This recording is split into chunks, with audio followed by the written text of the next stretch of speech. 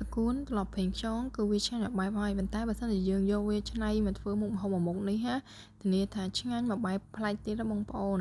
តកួនខ្ចីស្រួយជាមួយនឹងស្បែកត្រីស្រួយទៀតគឺឆ្ងាញ់ចូលជាតិគ្នាតែម្ដងបងប្អូនហើយថ្ងៃនេះដែរគឺមកធ្វើត្រីបំពងតកួនណាបងប្អូនហើយបងប្អូនចង់ដឹងរបៀបធ្វើត្រីបំពងតកួនហ្នឹងធ្វើយ៉ាងម៉េចអាចតាមដានវីដេអូនេះតាំងពីដើមរហូតដល់ចប់បងប្អូនតកួនទិញចំនួន1000រៀលហើយត្រីចំនួន1ក្បាលយើងលាងទឹកវាឲ្យស្អាតបន្ទាប់មកធ្វើការហាន់ត្រីនឹងជាជ្រៀកវាទៅបងប្អូនហើយតកួនហ្នឹងយើងធ្វើការហាន់វាជា2កង់ទៅសម្រាប់តកួននេះដែរគឺយើងយកតែផ្នែកខ្ចីទេបងប្អូនហើយស្លឹកវាហ្នឹងគឺយើងបេះចោលទៅព្រោះថាបើសិនយើងដាក់ស្លឹកច្រើនគឺវាល្អអញ្ចឹងណាហើយឥឡូវនេះយើងមកធ្វើការបំពងត្រីរបស់យើងដាក់ខ្លាញ់ឲ្យក្តៅបន្ទាប់មកទៀតធ្វើការជាមួយនឹងត្រីរបស់យើងទៅពេលដែលត្រីនឹងរៀងឆ្អិនបានមួយជំហានហើយយើងធ្វើការប្រែវាមួយជំហានទៀតសម្រាប់ត្រីដែរយើងឲ្យវាឆ្អិនក្រៀមមួយជំហានហ្នឹងគឺឲ្យវាបានល្អអញ្ចឹងណាបងប្អូនឥឡូវនេះយើងមកធ្វើជាមួយនឹងគ្រឿងក្រៅឆាតកួនរបស់យើងបងប្អូនខ្ទឹមសនិងម្ទេសយើងបុកវាឲ្យម៉ដ្ឋបន្ទាប់មកយើងយកវាលីងហើយយើងធ្វើការដាក់ជាមួយនឹងគ្រឿងមានដូចជាទឹកត្រីប៊ីចេងម្សៅស៊ុបស្ករសយើងធ្វើការច្របល់គ្រឿងនឹងចូលគ្នាឲ្យសព្វណាបងប្អូនហើយទុកវាឲ្យឡើងឈ្ងុយបន្តិចចាំយើងដាក់ជាមួយនឹងប្រេងខ្យង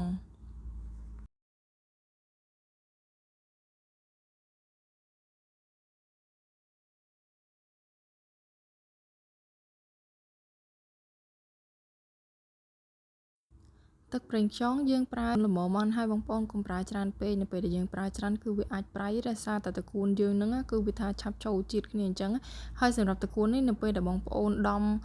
កាន់វាជាពីរបងប្អូនត្រូវធ្វើការដំវាដើម្បីដល់ពេលយើងឆាទៅគឺវាចូលជាតិជាមួយនឹងទឹកស៊ុសរបស់យើងហ្នឹងបានល្អឥឡូវនេះទឹកស៊ុសរបស់យើងគឺថាឃើញថាវាពុះឡើងឈ្ងុយហើយបងប្អូននេះគឺ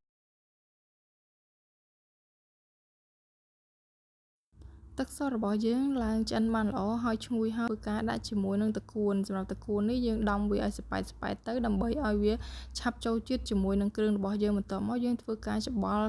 តកួនហើយនឹងគ្រឿងរបស់យើងទៅមកត្រឡប់ទៅចុះមកចឡើងឲ្យវាឡើងមើលទៅសពប់យើងធ្វើការដាក់ជាមួយនឹងទឹកបន្តិចទៅដើម្បីឲ្យតកួនហ្នឹងវាឡើងទន់បានល្អបងប្អូននេះនៅប៉ាត់ទឹកហើយយើងធ្វើការកូរច្បល់វាមួយសបកទៀត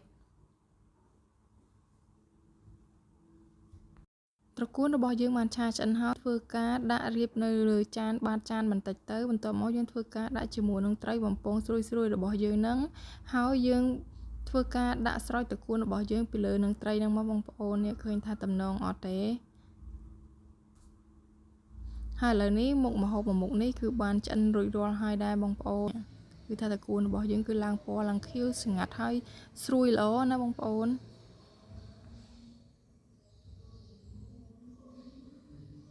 បន្ទាប់ពីធ្វើការចម្អិនបានរួចរាល់ហើយឥឡូវនេះមកភ្លក្សទាំងអស់គ្នាបងប្អូន